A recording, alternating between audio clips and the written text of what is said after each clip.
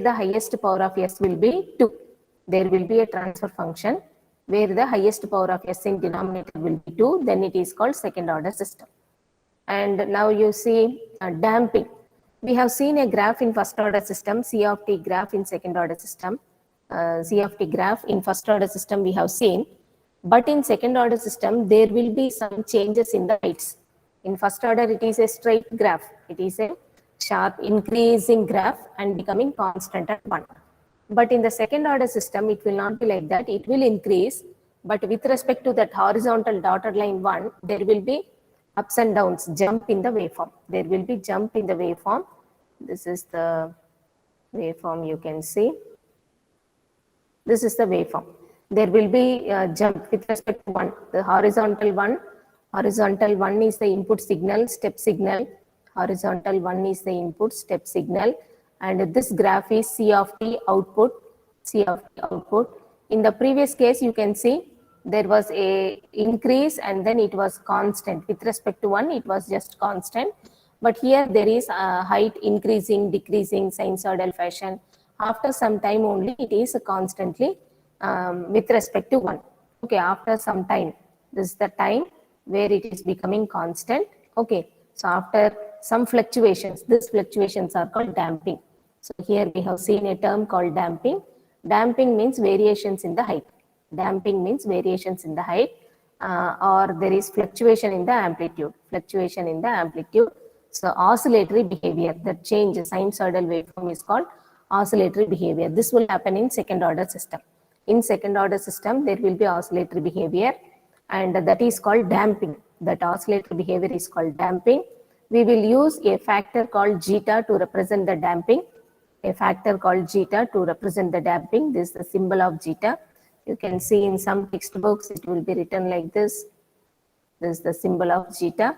Okay, or eta or zeta. Okay, so it will be simple writing like this. This is the symbol you can use in most of the textbooks. You can see this type of symbol. Okay, for damping factor zeta. Next I am going to the system. This is the second order system, and in the forward path we are having g of s. This is g of s, and here no block is present, h of s equal to 1. Other name for 1 means unity feedback. This is the feedback path. This is the feedback path. Feedback is having a gain of 1. H of s value is 1. So it is called unity feedback. Now this is the negative feedback. So if you apply g by 1 plus gh, g by 1 plus gh, this is the output equation we are going to get. Let me name this as equation 3. This is equation 3. You can see denominator highest power of s. All these derivations not required. So I am straight away going to the final equation. If you substitute g value is here, h value is 1. If you substitute simplify, we are going to get equation 3 only. So s power, highest power of s in denominator is 2. Okay, highest power of s in denominator is 2. Highest power in denominator, okay, for s it is equal to 2. Hence it is called second order system. 2 means it is called second order system. That is how the name has come, second order system. Now I am going to the next calculation. This is our equation 2 in the previous slide. You should remember this equation. You should remember this equation. In first order system, it was 1 by 1 plus st. Second order system, it is omega n square by s square plus 2 eta omega n s plus omega n square. Here, omega n is called natural frequency. Omega means frequency. Suffix n means natural. Natural frequency. Natural frequency. Radians per second will be the unit. Eta is nothing but damping ratio. Damping factor or damping ratio. Damping factor or damping ratio. Okay, 2 parameters you have to remember. Numerator you are having omega n square. Denominator we are having s square plus 2 eta omega n s plus omega n square. N is suffix. N is suffix. Okay, omega n is natural frequency. Eta is the damping factor. So now the denominator of closed loop transfer function, this is called denominator of closed loop transfer function. This is called characteristic equation. I am taking this as equation 4. I am taking this as equation 4. This is nothing but denominator of closed loop transfer function. Other name for this is characteristic equation. characteristic equation. You may get one word question in test 2. In test 2, denominator of closed loop transfer function is called dash equation. So you have to write characteristic equation. Okay. Now I am taking only denominator here from equation 2. Equation 2. The first line is same as equation 2 in previous slide. So I am taking only denominator. I am taking only denominator. Finding the roots minus b plus or minus square root of b square minus 4ac by 2a. What I am applying here is minus b plus or minus square root of b square minus 4ac divided by 2a. I am just finding the roots of the characteristic equation. I am just finding the roots of the characteristic equation. Okay. I am finding the roots for the characteristic equation. This formula already we know. Equation 4 is the characteristic equation for our second order system now. So I am applying minus b plus or minus like that. Okay. This is of the form as square plus bs plus c equal to 0. Now what is minus b means? Minus b means minus 2 eta omega n. Okay, plus or minus square root of b square is there. Minus 4 into a value is 1, c value is omega n. Okay, so n square, omega n square. C value you can see the fourth equation, c value omega n square. Okay, by 2a, a value is 1. That I substituted and I am getting something like this, the last line.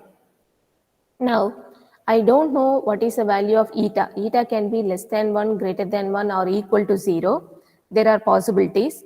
And based on that, the second order system is classified into different ways. Second order system is classified into different ways. Okay. So if I take, I am taking one more case. If I take eta value equal to 0, what will happen? Eta value equal to 0 in the previous equation, last line, if I take eta value 0, first term will become 0. Inside the square root, it will become 0, okay, 0 minus 1 plus or minus omega n square root of 0 minus 1. Okay, this is what the roots in the case of eta equal to 0. Roots will become first term 0, plus or minus is there, omega n is there, square root of 0 minus 1. Okay, which is plus or minus omega n square root of minus 1. So square root of minus 1 means j or i, j into omega n, j into omega n. This is nothing but imaginary, purely imaginary roots, purely imaginary, okay, purely imaginary roots. Plus j omega n minus j omega n, two roots are present. Plus j omega n minus j omega n, two roots are present. Okay, next I will go with the eta value between 0 to 1. Between 0 to 1. Okay, eta value between 0 to 1. Then in the previous line, what will happen? In the previous last equation, what will happen? It is 0 to 1 means inside square root a value lesser than, okay, a negative value will come. Eta square, eta value you are putting 0 to 1 means a value less than 1 only will come. Okay, so on subtraction, it will be a negative value inside square root. Whenever negative value is there, j will also come. In that case, it will be complex roots. Okay, in that case, roots will be complex. Roots will be complex, and the roots are nothing but a plus or minus jb. A plus or minus jb. Okay, it is called complex. A plus jb, a minus jb, those are complex roots. A plus jb, a minus jb, these are called complex roots. Okay, when eta value between 0 to 1. Now exactly equal to 1. I am coming to second case. Eta value equal to 1. In the previous line, last equation, okay, we will name it as equation number 5. We are just finding the roots. Okay, we are just finding s value. So it is nothing but roots of characteristic equation. Okay, s value we are finding. When eta value equal to 1, what will happen? Square root of 1 square minus 1 will become 0. Okay, so second term will completely be 0 and only first term will remain, minus eta omega n will remain. Okay, so here when eta equal to 1, roots are minus, okay, omega n. If you see here, eta value is 1, second term completely 0. So minus eta omega n means eta value we have substituted 1, In case 2 eta value, we have substituted 1. So minus omega n plus or minus 0 will come. Okay. So from here, what will happen? Minus omega n plus 0, minus omega n minus 0. So here it is minus omega n, again minus omega n only we will have. So roots are equal, real and equal. Okay, two roots are there because s power is 2. Always we are going to get two roots.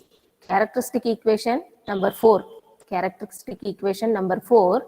Okay, so s power is 2. So two roots will come over here. Equation 5, we will get two roots. And when we are putting eta value equal to 1, we are having minus omega n, two roots. If we are putting greater than 1, inside the square root, it is greater than 1. Okay, so it will be a positive value inside the square root, and there will not be any j. In that particular case, roots will be surds. In this case, roots are a plus or minus root b. Okay, j is not there. It can be a plus root b, a minus root b. They are different roots and they are called surds. Roots are surds. Okay, this is about the case, the roots of characteristic equation.